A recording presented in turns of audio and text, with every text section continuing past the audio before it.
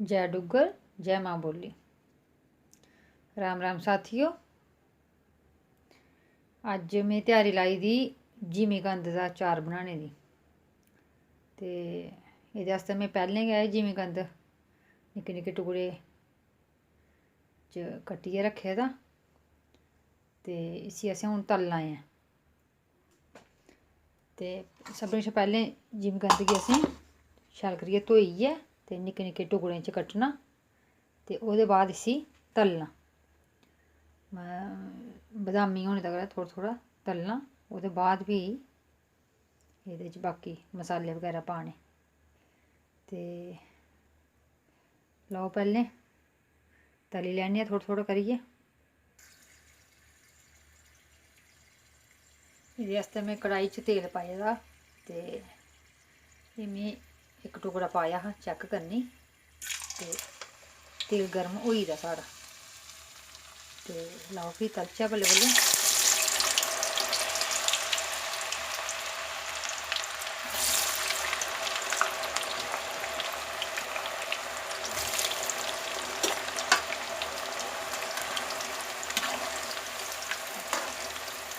असें इसी deep fry करना, मतलब कि इ'यां गुज्झा गुज्झा तलना, ते ओह्दे आस्तै टाइम लग्गना। ते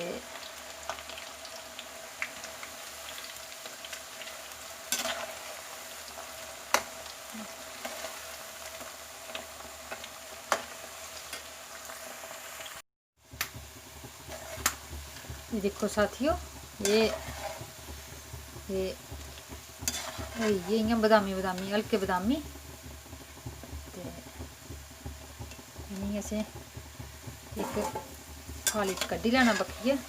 ते इ'यां इ'यां करियै गै असें जेह्के सारे रक्खे दे टुकड़े इ'यां सारें गी तली लैना पैह्लें।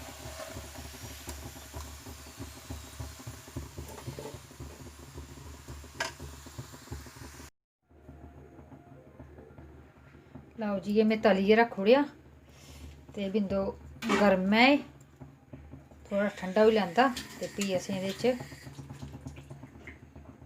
मसाले पाने। लैओ साथियों, एह् साढ़ा जिमीकंद होई दा ठंडा। एह् जे तलियै रक्खेआ में, ते एह् एह्दे च पाने आस्तै मसाला, एह् फटकरी, एह् आई जवैन, एह् आई गे बसार, एह् आई साढ़ी सरेआं, एह् आई गेआ साढ़ा लून, एह् आई मेथरेआं, मेथी जिसी आखदे अस, एह् आई गे मर्च। लून ते मर्च असें सोआदानुसार पाना भाई, जिन्नी कोई घट्ट खंदा कोई बद्ध खंदा। पर लून अगर चारै च थोह्ड़ा जैदा होऐ ते चार खराब घट्ट होंदा। ते एह्दे आस्तै असें पैह्लें केह् करना कि इसी असें इ'यां इक में ते पतीले च पाया, इ'यां डुग्गे भांडे च होऐ ते फ्ही मिक्स शैल करियै होई जंदा। एह् असें जिमीकंद पैह्लें असें अपना सारा पतीले च पाई लैना। तुस डूंगा बी लेई सकदे, किश बी मतलब कि डूंगा भांडा होऐ ओह्दे च मिक्स शैल होई जाना। ते बल्लें बल्लें असें सारी समग्री थोह्ड़ी थोह्ड़ी पानी। एह् आई गेआ कोई 2 चिमचे लाई लैओ हल्दी, बसार, एह् आई सरेआं, एह् आई गेआ साढ़ा लून। लून ते खैर सोआद अनुसार दिक्खी लैना, पर अगर थोह्ड़ा जैदा होऐ ते चार घट्ट खराब होंदा। एह् आई साढ़ी मेथी, एह् में थोह्ड़ी थोह्ड़ी कुट्टी दी ही, इ'यां दरदरा पीसना इसी, थोह्ड़ी मुट्टी मुट्टी कुट्टनी। एह् आई साढ़ी जवैन, एह् आइयां साढ़ियां मर्चां। इत्थै साढ़े बच्चे मर्चां घट्ट खंदे, इस गल्ला में घट्ट पाइयां। ते एह् आई गेआ टाटरी। टाटरी की पानी, एह्दे आस्तै अस सिरका बी पाई सकदे, पर मिगी इस बेल्लै सिरका है हा निं मेरे कोल, ते में टाटरी पाई अम्बले आस्तै। ते कोई कड़छी सारा तेल,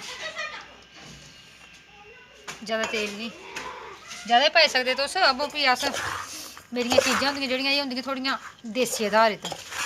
मतलब कि हर बंदा गरीब अमीर इसी बनाई सकै, किश बी चीज़ है ते इस गल्ला कोई जरूरी निं है कि कोई अद्धा किलो तेल गै पाओ तुस।